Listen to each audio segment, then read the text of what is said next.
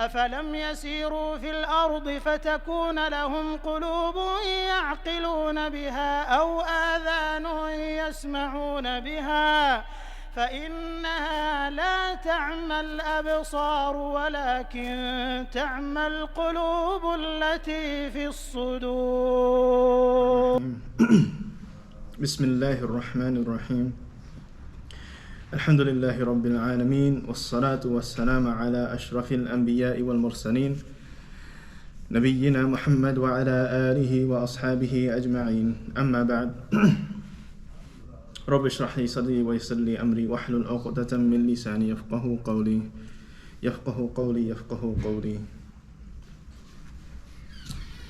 Previously we spoke about the transition between Yusuf alayhi salam entering prison from the time when he was a servant. In ayah number 33, I wanted to kind of go back and speak about the importance of dua. In this ayah, Yusuf alayhi salam says, قال ربي سجني أحب إلي مما يدعونني إليه وإلا تصرف عني كيدهن أصب إليهن وأكن من الجاهلين. Now, Yusuf alayhi salam, he here is making dua to Allah because he knows that at this point of time there's nothing that he can do. There's no choice for him anymore.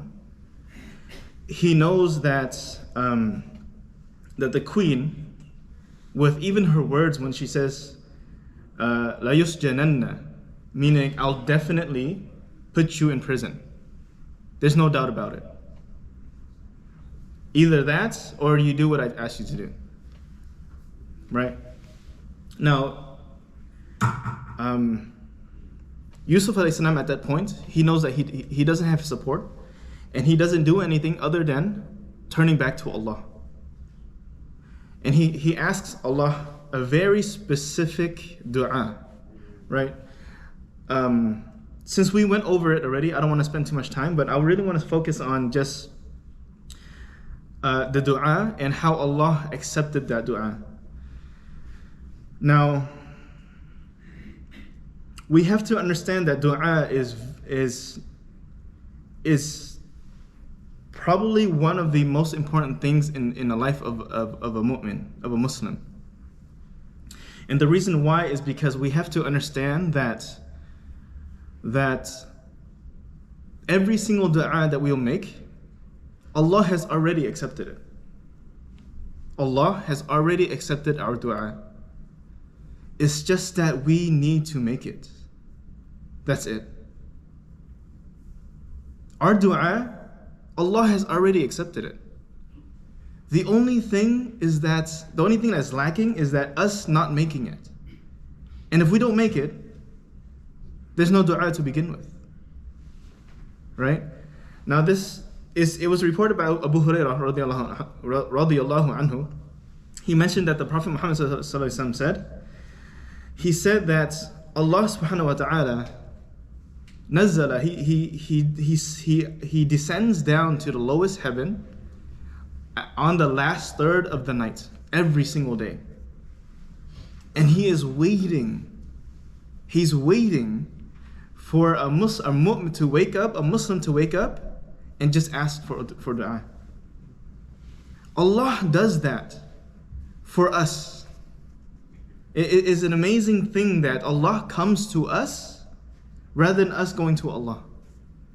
So the aspect of Allah coming to us, that alone should be already embarrassing to us.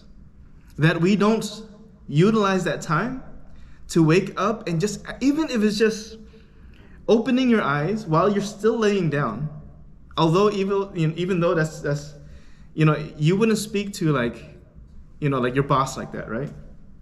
Like you wouldn't yarka and then you'll just put your feet out and lay down like, okay, tell me about the next step that you want to, that you want me to work on, right? You wouldn't speak to him that way.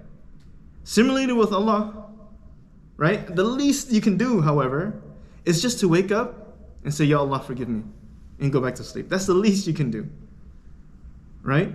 Let alone just praying your tahajjud and actually asking Allah with pure sincerity. Now, it's humbling to know that Allah subhanahu wa ta'ala, He descends. He descends to the last, or the last heaven on the last third of the night every single day.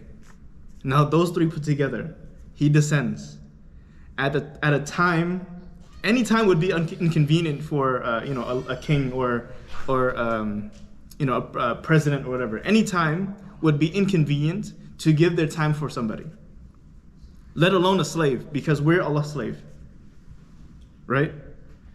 And it's humbling to know that. So the other aspect of dua is that I wanted to speak about understanding that when Allah accepts our dua, it might be something undesirable to us. When our dua is accepted, we might not even know or understand how Allah accepts that specific dua. I was recently talking to a friend, and he mentioned to me that he wore glasses when he was younger, and he made dua to Allah that he didn't want. He wanted to discontinue wearing glasses because it's something that he didn't like. And he mentioned that I think after 10 years later, he did LASIK surgery, right? And then he has 20/20 vision now. But he said something very interesting to me. He said just last year, after 10 or a decade or so after he did that procedure, just last year, he realized that surgery was Allah accepting his dua. And he didn't know. We're talking about 20 years of him making dua. He didn't realize that Allah accepted his dua already. Right? So when we're making dua, there's this element of trust that we need to have with Allah when it comes to dua. Just like the Prophet Yusuf alayhi salam. When he made dua, who would want dua, or who would want to go to prison? In fact, at that time, he didn't know that prison was better for him. He would only find out later, after we're talking about possibly 10 years, 20 years later, when he was in prison, that he became a minister of finance. He got that position because Allah accepted his dua through something else, through something possibly worse. Does that make sense? Right? So when you make dua, you need to have an element of trust. Not just an element. You have to trust Allah and how He's going to accept that dua. Whether it's going to be accepted in this life or in hereafter. And we have to understand that if it's accepted in this life, it might be something that we don't even desire. Allah might open a door answering the dua that we made, and that door is something that we have no idea about. In fact, that door might cause you pain, stress, and difficulty. But that door is the answer to your dua. And we have to understand that possibly, if we open and enter that door, that it might lead to something that's better for us. That door of pain, of stress, of difficulty, going through that door might be the answer to the dua. Right? Now we have to understand that that's dua. Dua is not always going to be something that we want. If you ask Allah for a Ferrari, He might give you a Prius, and honestly that Prius is 10 times better than a Ferrari. You can do Uber, for example, right? It saves you money. And who needs a Ferrari after that?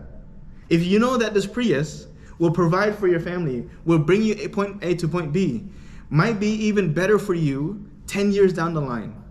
And if you bought a Ferrari, it might break down in like what, 5 years maybe? Like who knows, right? And it's just a silly example, but I want to drive the point home is that when Allah accepts our dua, it might not be apparent to us immediately. And in fact, we might not even know that Allah accepted our dua until 10 years later. Now that's the power of dua.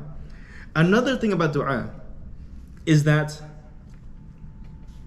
dua is only a means to benefit the person who's making it.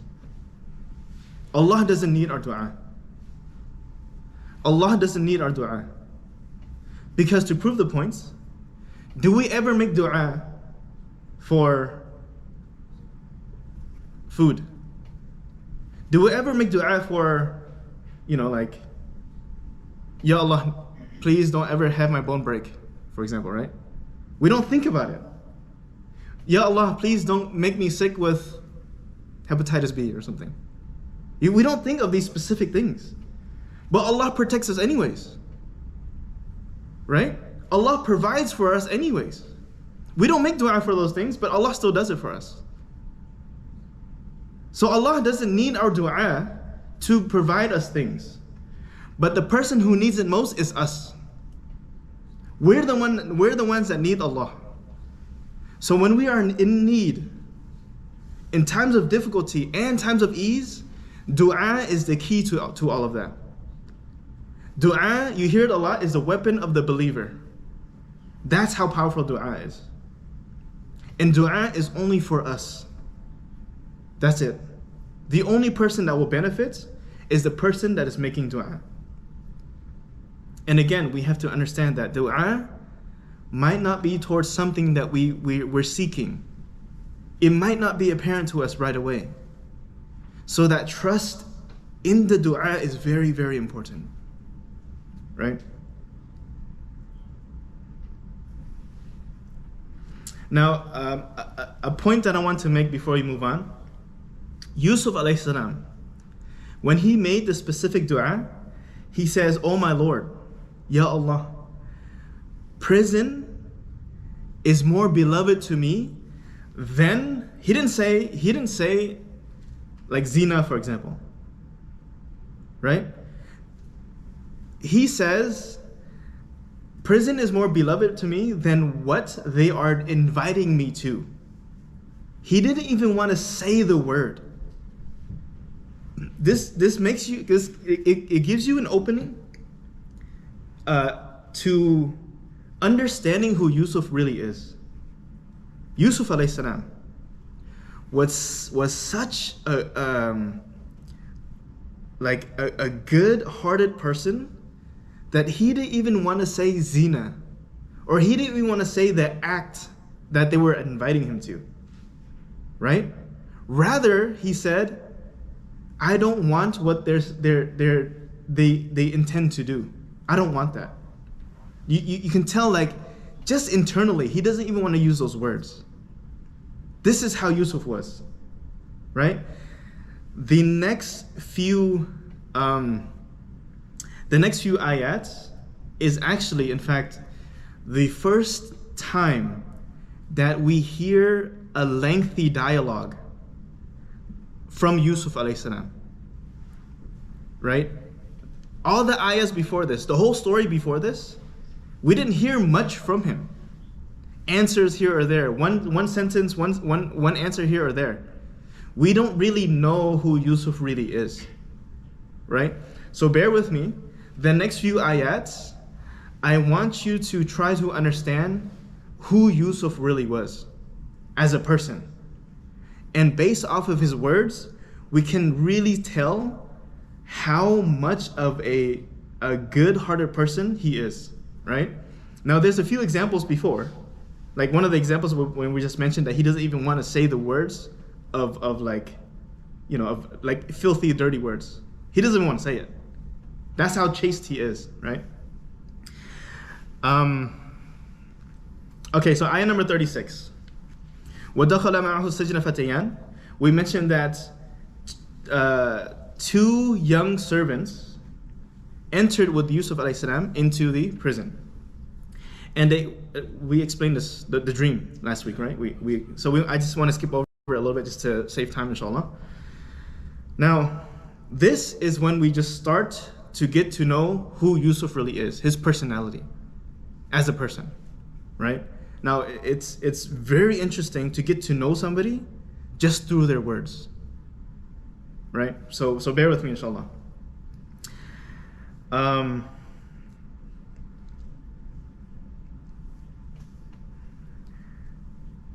One very interesting thing about how Allah structured this story,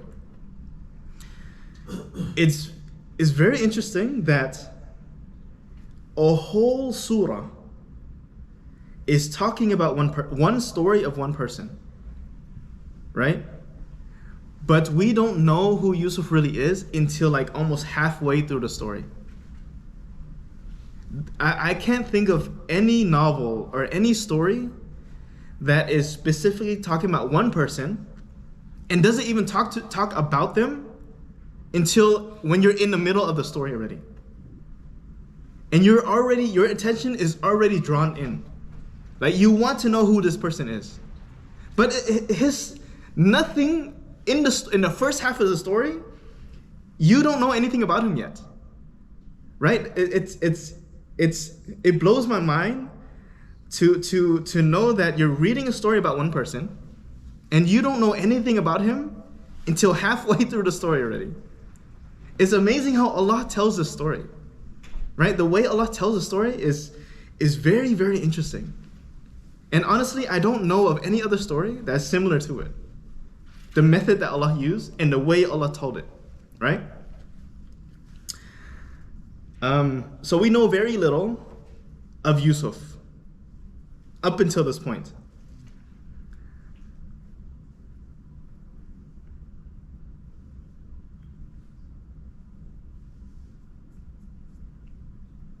Okay, so I skipped over something last week.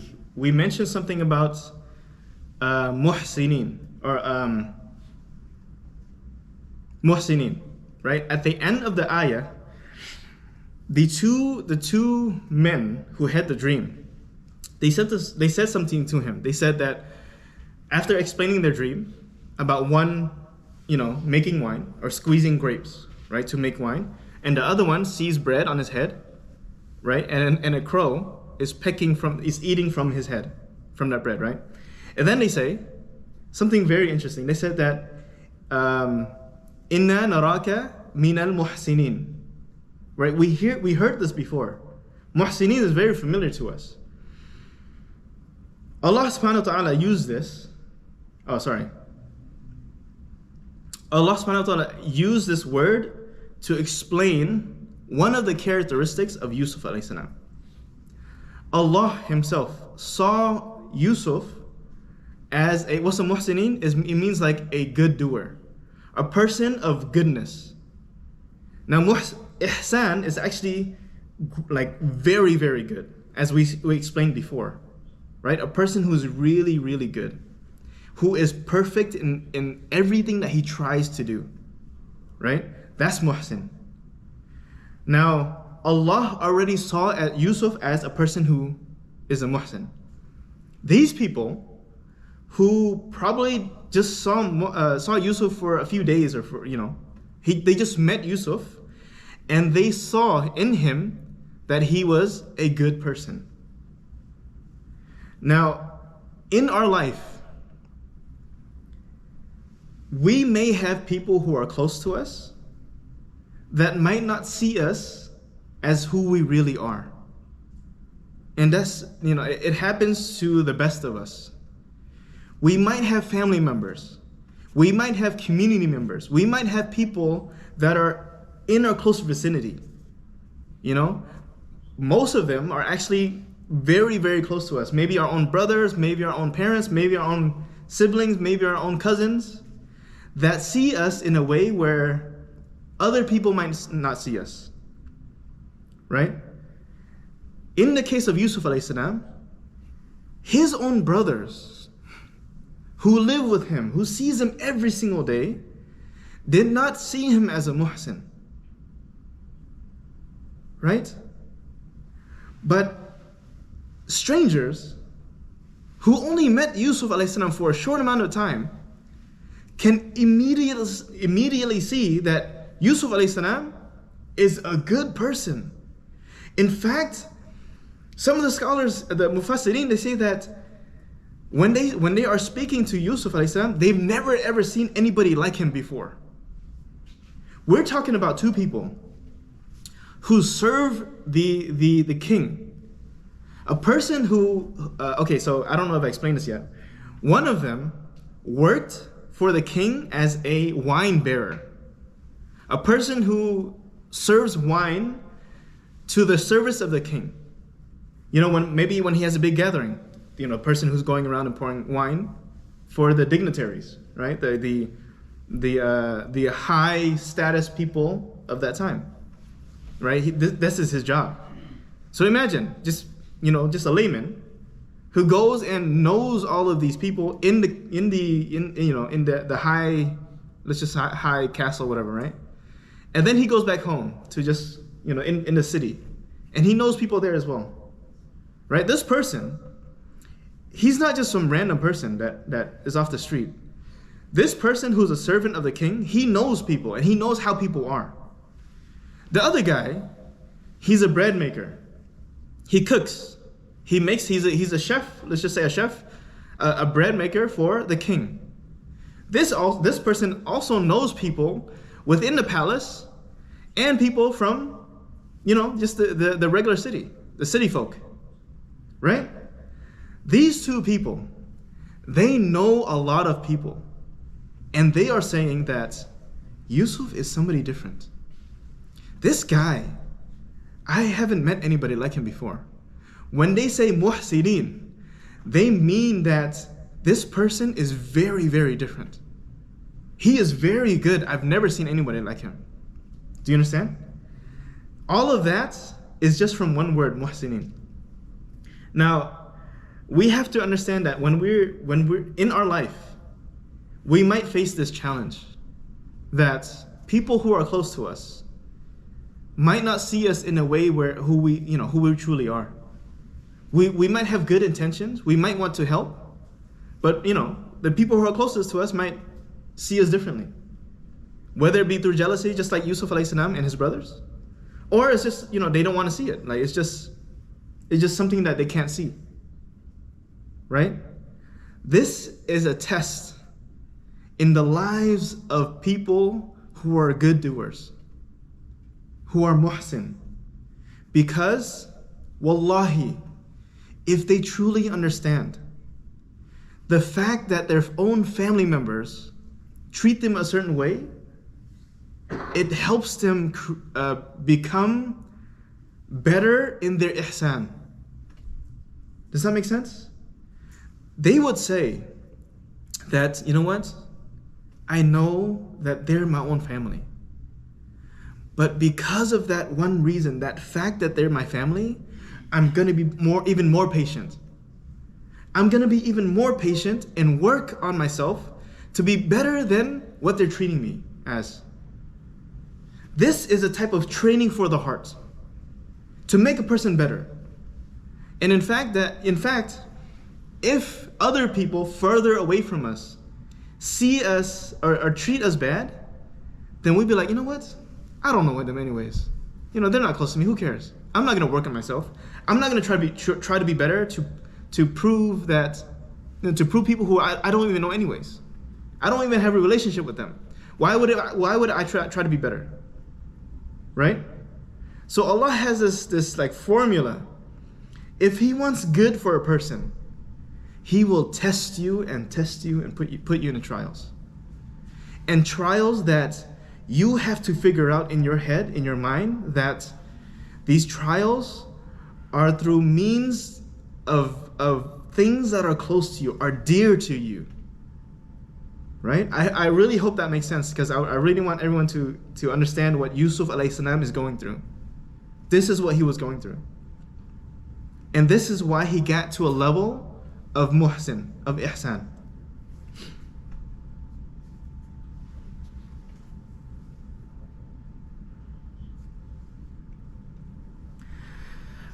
أعوذ بالله من الشيطان الرجيم. قال لا يأتيكما طعام ترزقانه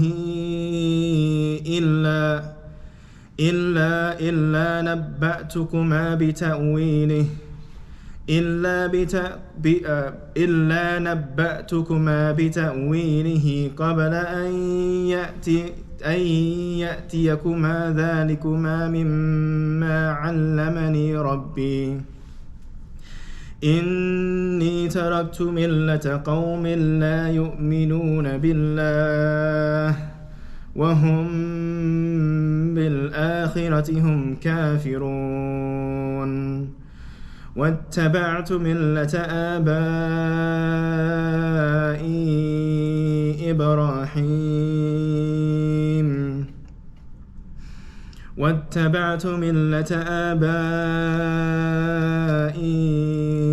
إبراهيم وإسحاق ويعقوب ما كان لنا أن نشرك بالله من شيء ذلك من فضل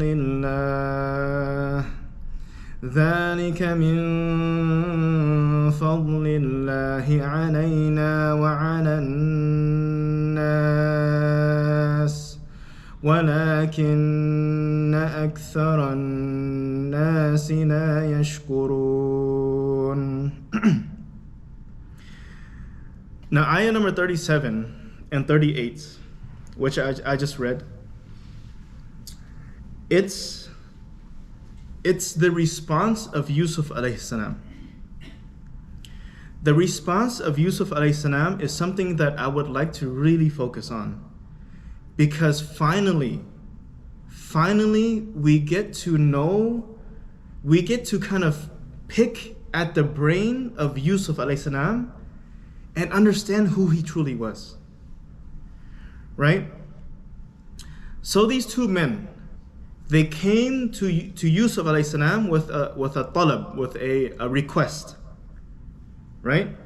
They came to him seeking something, an answer to their dreams, because they found out that Yusuf alayhi salam was able to interpret dreams. So Yusuf alayhi salam, he says, قال لا يأتيكما طعاما ترزقانه إلا نبأتكما بتأويله.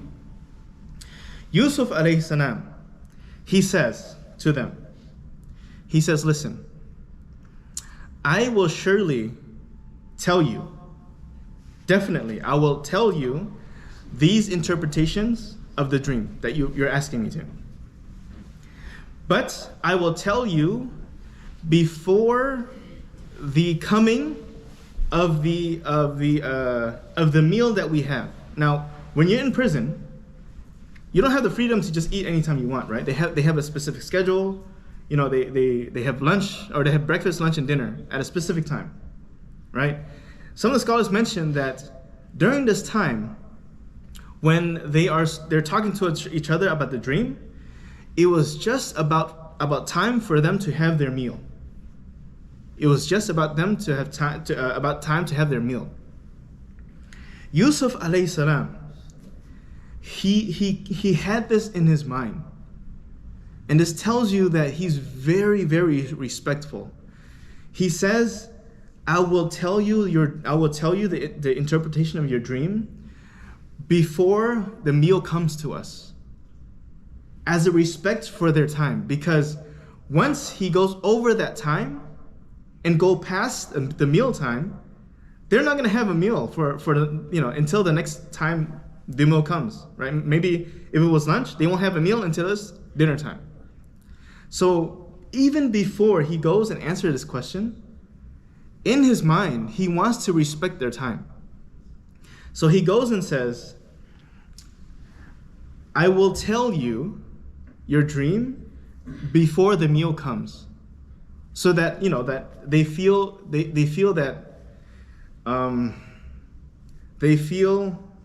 how would you say it?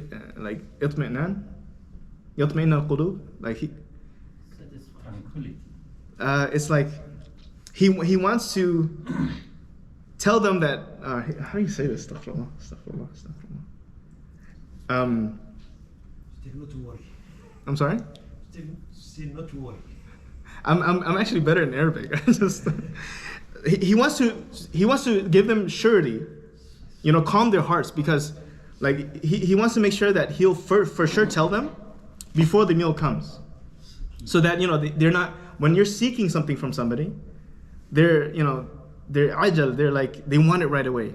You know how like for us, when we do something or when we purchase something, we want to make sure that it's delivered quickly, right? That's just how people are, right? In fact, there was a translation of Adam alayhi salam. When Allah subhanahu wa ta'ala blew the soul into Adam, the first thing that Adam did after sneezing was that he saw, a fruit tree in Jannah. And out of like hunger, like he listened to his heart, he leaped towards it. That was the first thing he did. He leaped towards food, right? It's the weakness that we have towards our stomach.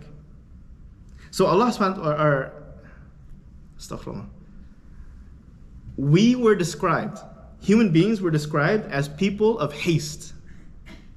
At the beginning of our creation, we were created from haste. Like that's just how we are. We want things quick. So Yusuf alayhi salam is trying to kind of, make sure that they know that I will do it for you, right? And the reason why he does that is because he wants to give them da'wah first. He wants to give them da'wah first, right? Now, I want to tie this method. Yusuf alayhi salam is using a method, very specific method that we're familiar with in the beginning of the story, right? You guys remember when Yaqub alayhi salam, when did he choose a time to teach his son something about Allah? When was it? When he told them Ar-ru'ya. Yusuf alayhi salam, when he was a child, he saw a dream. And he went excitedly to want to tell his father the dream. Because he wanted something from his father.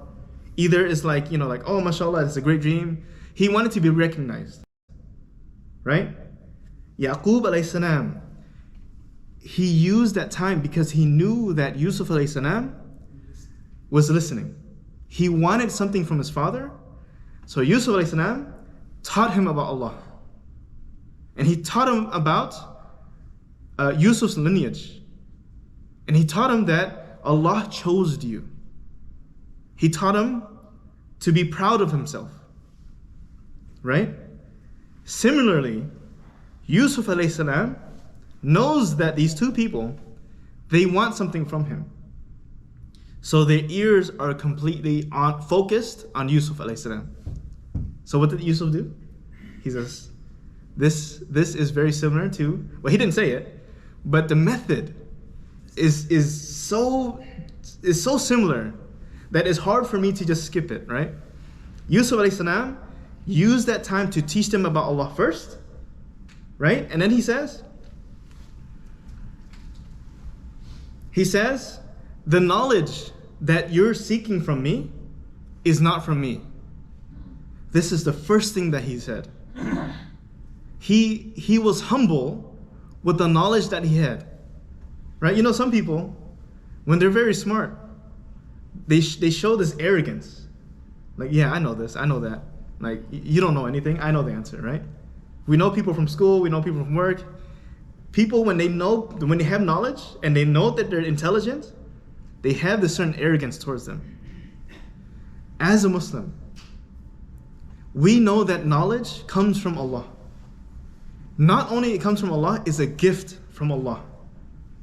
It is a gift from Allah to us.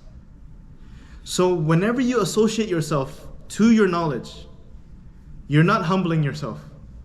It's a form of arrogance. This was the first thing Yusuf alayhi salam associated his knowledge to. He said, this knowledge that you're seeking from me, allamani Rabbi. Allah was the one that taught me. What's the interesting part about this as well? Yaqub alayhi salam, during that time when he taught Yusuf alayhi salam, he says, وَيُعَلِّمُكَ مِن تَأْوِيلِ الْحَدِيثِ. Yaqub tells his son, Yusuf, Allah is the one that's teaching you. He's the one that's teaching you ta'wil al-hadith, the understanding of speeches and dreams and events. Right? Yusuf alayhi salam, the short amount of time that he had with his father as a child, he remembered what his father taught him decades afterwards. We're talking about he's already a man already, right? And he remembered what Yusuf, Yaqub, his father, taught him when he was young. So fathers, please do not belittle the smallest thing you can teach your son or your daughter. If they come to you, Abi, father, dad, when they come to you, look at my drawing, and it's just scribbles. Don't push them away. That is opportunity, and it might not come again. Once they get old, wallahi, they won't come to you. They'll try their best to avoid you once they become a teenager, especially girls. Whoever has teenage girls, they know this. They won't come to you anymore. They're like, Dad, you're embarrassing me. Get away from me, right?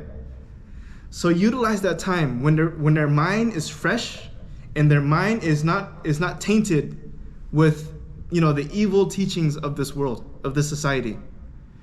When you're able to teach them something, even though it's a small thing. For example, and I say this consistently, but is a very important aspect in the story that it's skipped over a lot when people teach the story, right? Is the connection between father and children. When your son or daughter comes to you and they're seeking something from you, if they come to you like, Dad, can you listen to me read Quran? Right? Or can you see me, doing my math work? Their attention is on you. So just just help them and read with them, and afterwards, always smile at your mom. Khalas. Simple advice. But who knows? That might stick with them for years and years and years. That one simple advice. So don't belittle any advice to your children. And in fact, the time that we're living in now, wallahi, they need every single moment with their parents. They need us more than ever, wallahi. Because society now is teaching them at a fast rate the exact opposite of what Islam teaches. And if we don't utilize that time with them, wallahi, don't blame any imam. Don't come to any scholar and complain that my child is not, he's not practicing. He's doing this, he's doing that, and when he's older, he's drinking alcohol, it's because we're not utilizing our time wisely with our children. So,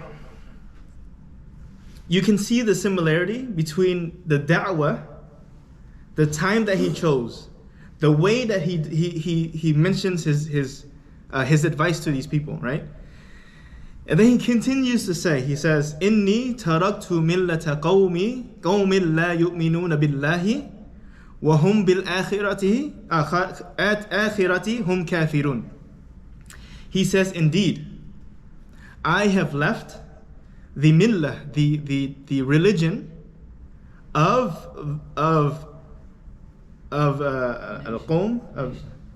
a nation who doesn't believe in Allah and who doesn't believe in the afterlife or the day of judgment.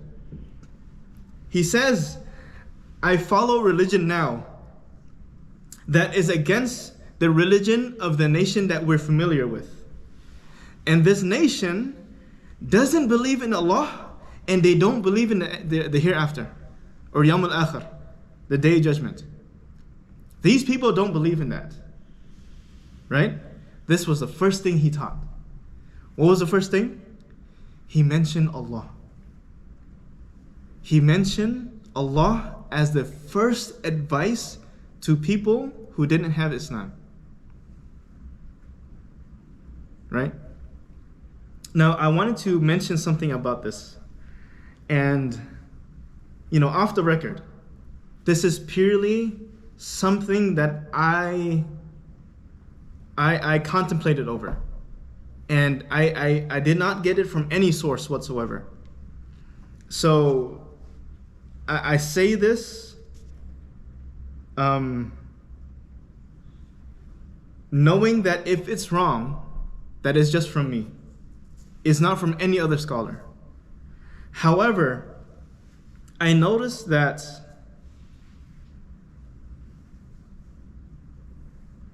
Yusuf alayhi salam, he is talking about a nation who doesn't believe in Allah and also doesn't believe in the afterlife. Right? When we talk about Egyptian culture, we always hear about the pharaohs as being the king or the ruler or the leader. Now, in fact, in the biblical records, the story of Yusuf in their story, they actually use the word Fir'aun at that time. So they believe that the ruler during that time was a pharaoh, right? Quran came and proved them wrong. The Quran never once mentioned, you will never hear the word Fir'aun in the story of Yusuf, never. What did Allah use referring to the king? What was the word? Al-Malik, right? So the reason why is because during the time of Yusuf alayhi salam, this is before Musa, right? This is way before Musa. Yusuf alayhi salam came before Musa. During the time of Musa, a different group of people came and conquered Egypt. And those people, they had their own religion, they had their own system. They called their king Fir'aun, right? Before that time, Egypt was ruled by a nation called the Hyksos, right? I haven't got to the point yet. The point that I was talking about where I was contemplating, I haven't got to that yet. But all of this is actually known in the Islamic records, right? So the Quran came down and corrected the biblical records of the story of Yusuf. Now that in itself, just one word, Al-Malik, is a miracle that proves the Quran is a miracle. It proves the Quran a miracle because if you put yourself in the shoes of the Arab tribe during that time, during the time when the Quran was being revealed, right?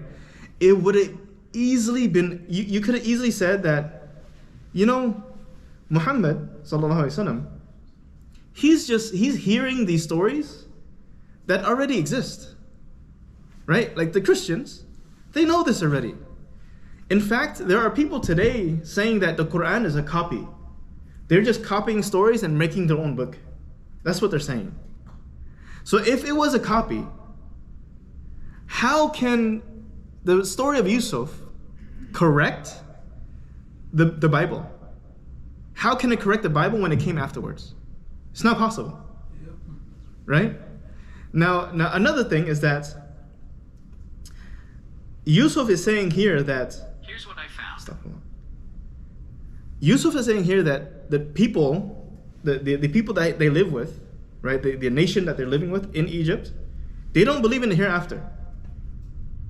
They don't believe in the hereafter. Today, when we open sarcophagus, right, what do we see? What do Egyptiologists, I think is what they call them, like the people who study Egyptian history, Egyptology, right? What do? They find that these people, during the time of Fir'aun, they had a religion. And in fact, they believed in the hereafter. They believed in the hereafter. Yusuf is saying here that our people, they don't believe in the hereafter. This point is a more subtle miracle of the Quran. Because the Quran is saying that during the time of Yusuf, they were a different people. They weren't the people of Fir'aun. Because Fir'aun's tribe, or nation, they actually believe in some afterlife, right? They had they take gold with them because they believe that they can bring it with them to pay off, I don't know, their sins or whatever. I don't know how it is, right? Does that make sense? Okay, so Yusuf alayhi salam continues, and he says, وَاتَّبَعْتُ مِلَّةَ آبَائِ إِبْرَاهِيمَ وَإِسْحَاقَ وَيَعْقُوبَ. These three names, we're very familiar with it, right? And it's the exact same advice that his father taught him as well. He's just, subhanAllah, he's just repeating what his father taught him. That's what he's doing. Now, as a father, when I teach my son something and he does it, you feel a sense of pride, right? You're like, yeah, I taught him that, mashallah, like that's my son, like that's my boy right there, right? When you teach him something good and he does it, it makes you proud. But there's something with this, is that Yusuf alayhi salam, he wasn't even a teenager yet. He was a very young boy. I would say, anywhere between the age of 7 to 9 or something like that, right? He wasn't old. He wasn't like he was still kind of like developing. Even then, because we know that after he had that conversation with his father, that was pretty much it. Like he didn't. That was it. He didn't have any other interactions because, his brother asked, to take him away, and then, and then what happened to him happened. He was gone. And that was pretty much the last advice that Yaqub alayhi salam gave his son. After all of that time, that specific advice stuck with Yusuf. In fact, he's using it right now to give da'wah. I mean, it's an amazing connection between father and son. And if Yaqub alayhi salam was able to see that, how proud would he be? How proud would Yaqub be? Just to know that his son listened, not only listened, but he used it and he implemented in his life. And he made sure that he feared Allah. And then when he go teaches somebody, he uses the same advice. Right? So he says, I follow the deen, the religion of my forefathers. My father Ibrahim, wa Ishaq, wa Yaqub. وَمَا كَانَ لَنَا أَن نُشْرِكَ بِاللَّهِ مِنْ شَيْءٍ. And we don't associate, we don't make shirk with Allah with anything. He says, ذَلِكَ مِنْ فَضْلِ اللَّهِ عَلَيْنَا. This is the grace from our Lord. This is pretty much like, what's the grace? Like blessing that Allah gave us as people. Because he's not saying just, believers. He's not saying that, because he's talking to non-believers. So he's making sure that he's using the correct wordage, right? He's using he's very careful with his vocabulary. And he's saying that this is a favor he's giving to us, me and you.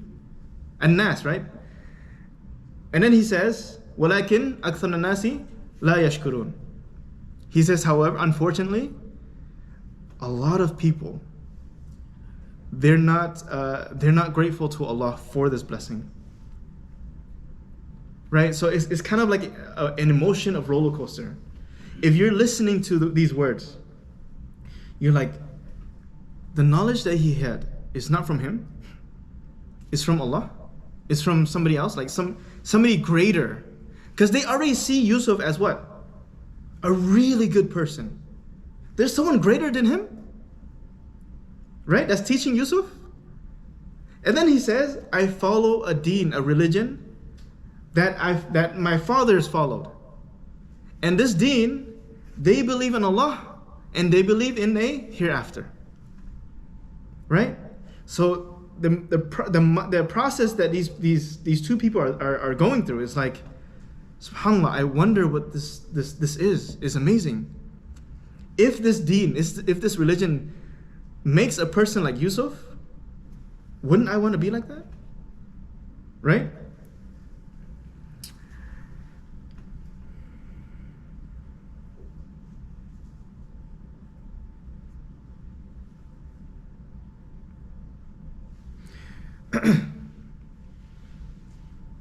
ولكن أكثر الناس لا يشكرون. Now, speaking of the blessings that Yusuf alayhi salam is referring to, what is this blessing? To us, this blessing is Islam. This blessing is not from us. Wallahi, it's not us that we choose to be Muslim. Allah is the one that chooses us. When Allah says, وَكَذَلِكَ يَجْتَبِيكَ رَبُّكَ, when Yaqub is saying to his son, Allah chose you, right? Allah chose you for this specific job. Same with us as Muslims. This is a gift from Allah. We have to understand that. This is not from our choosing. Allah has gifted every single one of us this fadl, this blessing, this grace. And we have to associate every shukr, I don't know what's wrong with my English today. Every appreciation towards Allah for it. Because as a Muslim, if we only had deen, if we only had our religion and nothing else, it'll be enough.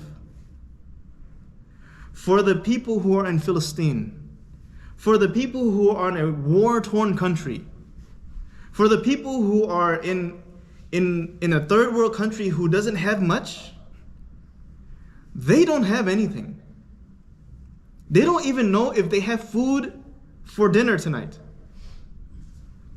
But it's enough for them, for their heart to be content, the fact that they know that they have Islam. They say that's enough for me. Allah is enough. Hasbunallah wa ni'mal wakeel. Allah is enough. And wallahi, if we internalize this understanding, no matter what situation we're in life, no matter what it is, our heart will be content with it. If we go to prison, it's fine. If our house is destroyed, or let's just say like America was to, or actually I don't want to say that. Let's just say martial law came into effect, and just there's no system of government, and people are attacking Muslim left and right. If there was a worst case scenario, if we just had Allah in our heart, wallahi, it will be enough. Just like Yusuf alayhi salam. In every aspect, in every trial, in every single step of his life, the reason why he's able to be content and be patient is because he understands this. He understands that Allah is enough for him. right? Imam Shafi'i, rahimahullah, he used to say, Ya Rabbi, Ya Rabbi, Ya Rabb, razaqtani al-Islam, wa ana lam as'aluk, farzuqni al-Jannah, wa ana as'aluk. He says, oh Allah, you've blessed me, you've given me Islam, and I didn't even ask you for it. Remember when we were talking about dua? We didn't ask Allah for Islam, yet Allah chose every single one of us for it. So he says, Ya Allah, you chose me to be Muslim. You've blessed me with Islam, and I didn't even ask you for it. So, oh Allah, give me Jannah when I'm asking you for it.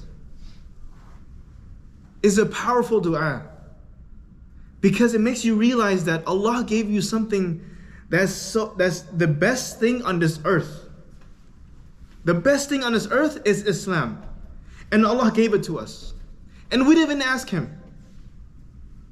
So Allah, give us the best thing in the Yawm al-Qiyamah, in the Akhirah, while we're making dua for you, oh Allah. Is a very powerful dua. Imam Shafi'i used to make this dua, right? So I wanted to share one advice that my parents gave me. Speaking about the advice for parents, one of the advice that stuck with me when I was a kid, my mother used to tell me, don't ever let prayer wait for you. Don't ever let prayer wait for you. Rather, you should be waiting for prayer. It took me a long time to really fully understand what my mom wanted to teach me. She wanted to teach me the importance of salah. She wanted to teach me that prayer should be the number one priority in your life. If you're not waiting, if you don't leave anything that you're doing right now to go and wait in the masjid for prayer, prayer is not your priority. You would rather do something, whether it be work, whether it be, whatever it is, and at the last minute to show up for prayer while you're, mustajil, like while you're in a hurry, right? I want you to imagine with me, if we prayed every single one of our prayers for the rest of our life while we're in a hurry, what kind of prayer is that? What kind of prayer would we have if we're always rushing to it? Our hearts are beating, our mind is not in a calm state. We're rushing to catch prayer, and we pray and we're not fully focused. My mom is teaching me, if you're waiting for prayer, you're sitting down, you're calm from making wudu. The water that you make wudu from calms your body, cools your body internally. You're sitting, making dhikr, praying your sunnah, preparing your heart for prayer. And once you hear the adhan, تطمئن القلوب, your heart becomes at peace. Imagine when you're in this state before prayer. Wallahi, that prayer will be the best prayer you've ever prayed. Wouldn't we want every single prayer that we pray the best prayer that we've ever prayed? If we live our life rushing to prayer all the time, making it at the last rak'ah, what kind of prayer is that? Do we really want to live our life, the rest of our life, with praying those type of prayers? Another thing that I learned is having khushu in prayer. It's very seldom that I have khushu in a prayer that I'm not waiting for. I have to kind of like change the way I think while I'm praying. If I go to prayer while I'm rushing, I say Allahu Akbar. And then I have to stop myself and think like I'm doing this for Allah. I'm in prayer and I'm doing this. I'm trying to gain my khushu'. Rather than gaining your khushu' in prayer, you do it before prayer. Prepare yourself. Prepare your mind for the khushu'. So once you say Allahu Akbar, you're already at peace. You have khushu' from the get-go, from the beginning. So this was a method that my mom taught me. And every single time I do it, it's as if I'm praying the best prayer of my life. That's the technique that my mom taught me. Right? So, and it is funny because my mom taught me this while I was rushing to work. Right? I was very young. I was like, 17. And she says, listen, Muhammad, I'm rushing to work, right? And she says, listen, whatever you do, don't ever let prayer wait for you. You should wait for prayer. I'm like, okay, Kalas, Mom, I understand. I have to leave, sorry, And then I'm like, why did my mom tell me that? Like, she knows I'm busy, she knows I'm leaving. It stuck with me. I'm like, why didn't my mom teach me that? So it's funny how my mom taught me, but it really stuck with me, So it just goes back to the point where I was making. Don't ever belittle a time with your children. If you feel like you can give them advice, wallahi, they need it. They really need your advice. If you don't teach them, who's going to teach them? Like Seattle Public Schools? Or Kent, or wherever we live from? Like the public schools, they're teaching them what? They're teaching them filth. This is what they're teaching them. And if we don't combat that, like they're in school for what, 8 hours a day, right? I don't know, maybe 8 hours a day? Or let's say 7, I can't remember.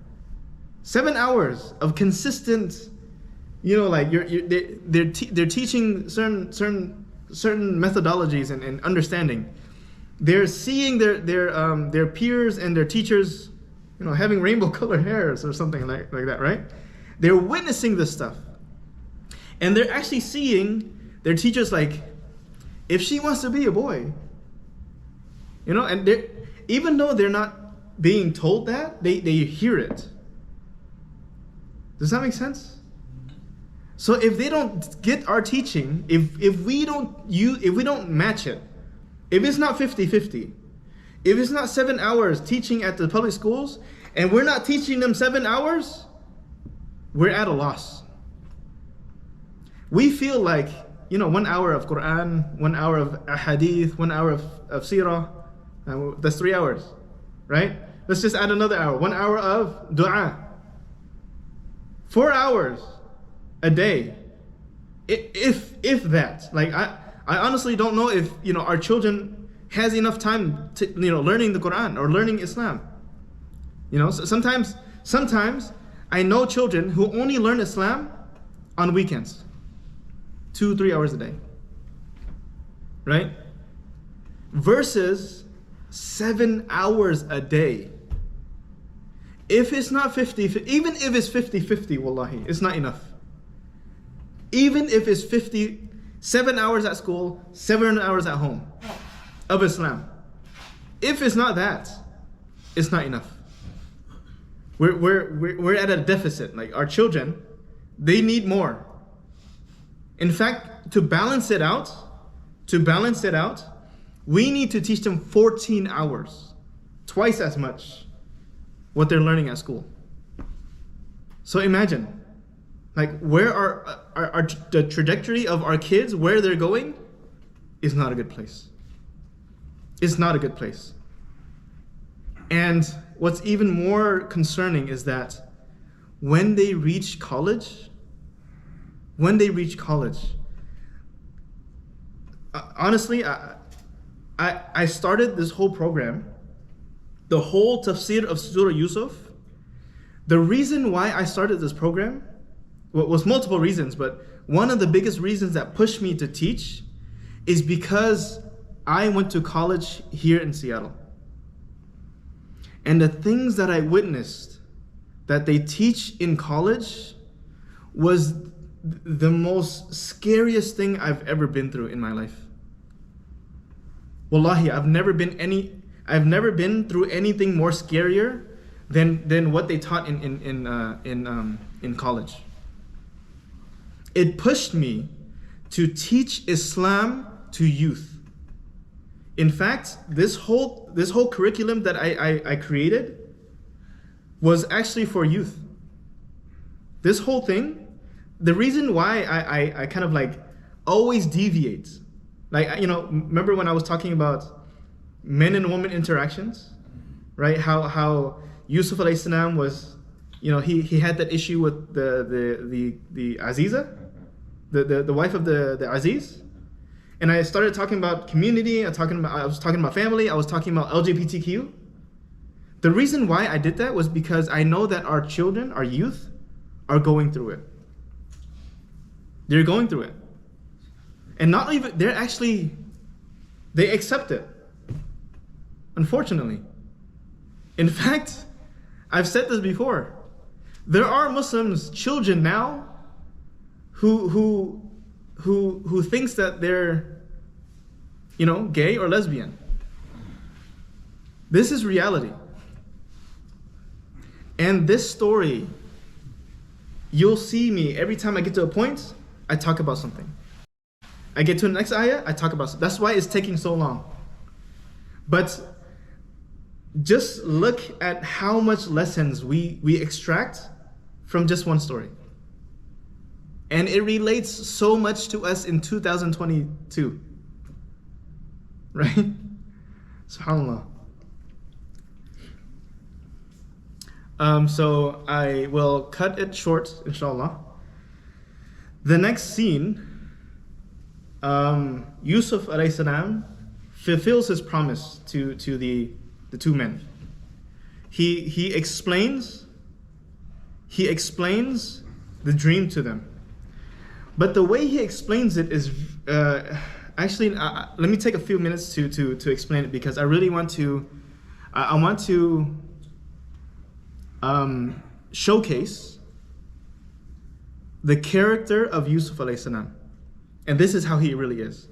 The next ayah, and ayah 39, he says, Ya sahibi sijni arbabun mutafarriquna khayrun amillahi wahidul qahhar. Now, you notice the vocabulary that Yusuf alayhi salam uses. He says, Ya sahib as-sijni. He says, my fellow prisoners. He's saying that we're both the same. You see me better, but you're just my companion, you know, like a fellow prisoner. I'm a prisoner just like you. I'm just like you. I'm no better than you.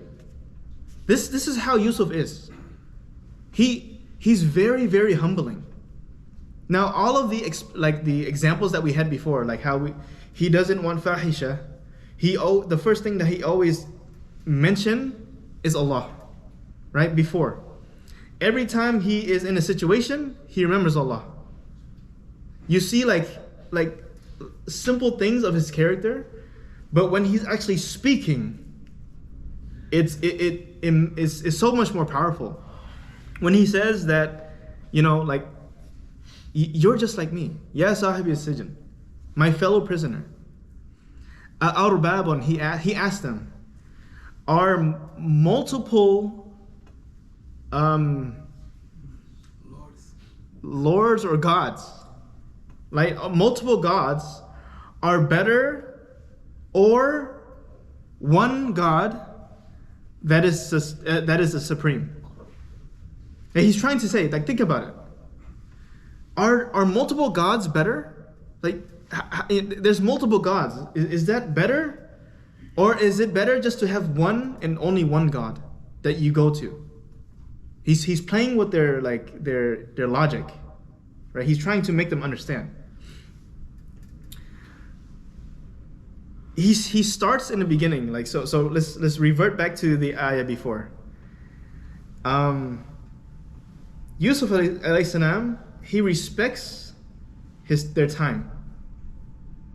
When it comes to mealtime, he has that in his mind, even before he has a conversation. He goes and says that, he's humble, that this knowledge is not from me. And then he says, Ya sahib al-sijn, like, it's another way to say, oh my friend, right? Like, if you hear these type of words, you feel very comfortable with this person. In fact, that you even trust him with everything. This is how Yusuf alayhi salam was, right? Then he says, مَا تَعْبُدُونَ مِن دُونِهِ إِلَّا أَسْمَاءً أَن سَمَّيْتُمُوهَا أَنْتُمْ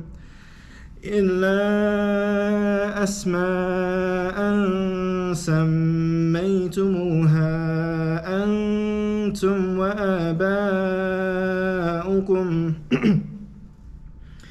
ما أنزل الله بها من سلطان إن الحكم إلا لله أمر أن لا تعبدوا إلا إياه ذلك الدين القيم ولكن أكثر الناس لا يعلمون. He says, ما تعبدون من دونه. He says, whatever idols that you worship that is not Allah, like except for Allah, the things that you worship other than Allah are just names that sammaytumuha antum, like you gave them. Like these idols or these gods that you're worshiping, you name these gods, like you've created them. You created them and your forefathers. These are just creations of you. Like you gave them names and you started worshiping it. Right? He says, ما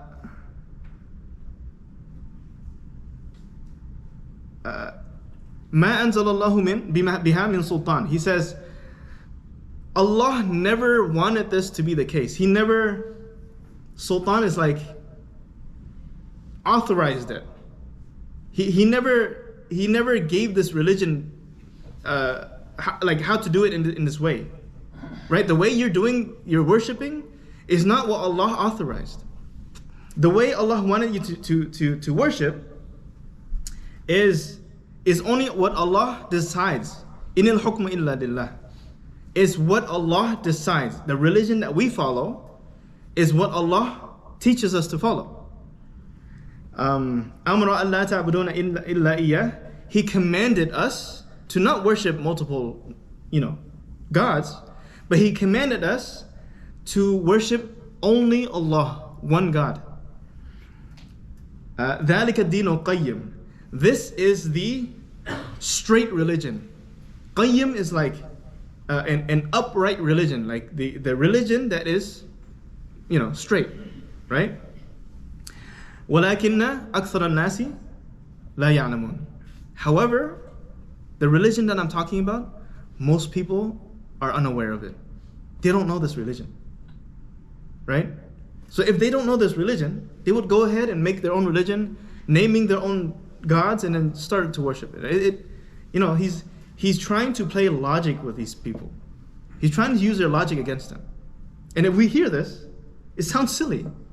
Like, yeah, you're right. Like, we name our own gods, and our fathers name their gods. Right? Well, that doesn't make sense, Okay, so the next ayah is when he starts to explain the dreams. And inshallah, we will continue the next time we'll have class. So a short announcement, inshallah.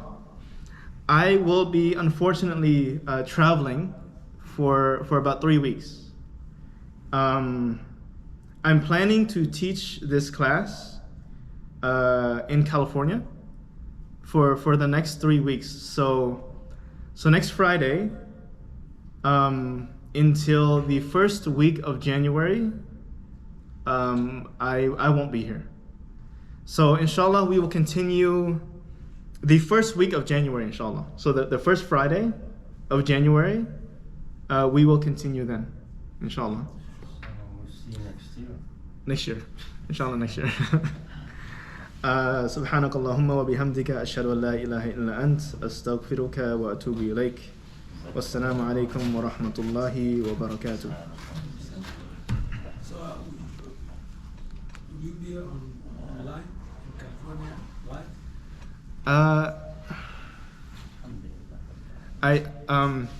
I don't know. The masjid that I plan to teach was my grandfather's masjid. Now my grandfather's, he helped build that masjid in California.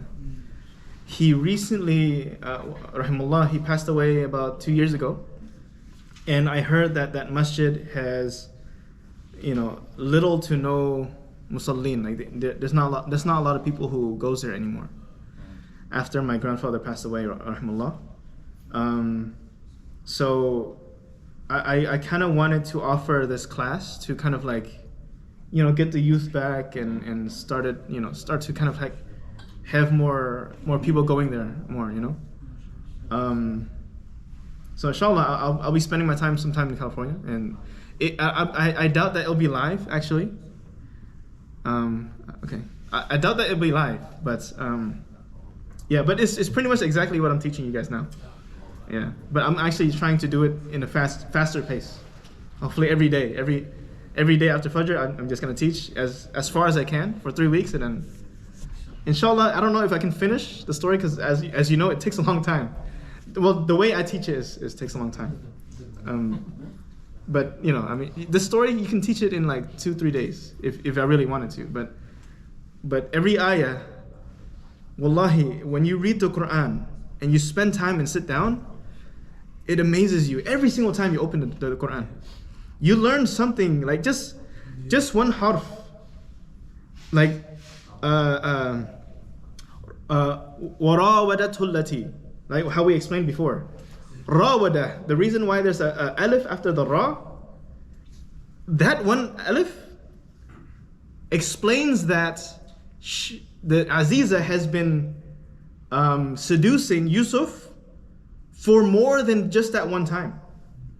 She's been actually doing it consistently, right? But when we just read the translation, all we see is the Aziza seduces Yusuf, and that's it. That's all we read. But if we spend time and look at why Allah chooses words to put, why did Allah put this here, and why didn't Allah mention certain things? It's like, wallahi, it's a black hole. And it's a black hole that I just, it pulls you into it. You just want to go back. So once you start, it's like, one surah, about one prophet.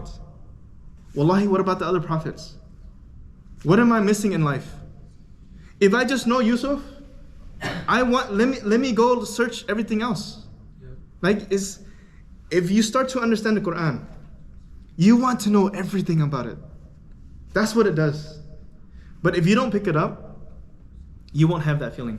Wallahi, it's a waste of life, to be honest. Right? So anything I've said that was good is from Allah, and everything I said that was bad was from myself and my mistakes. Subhanakallahumma wa bihamdika ashhadu an la ilaha illa ant astaghfiruka wa atubu ilaik. Assalamu alaikum wa rahmatullahi wa barakatuh.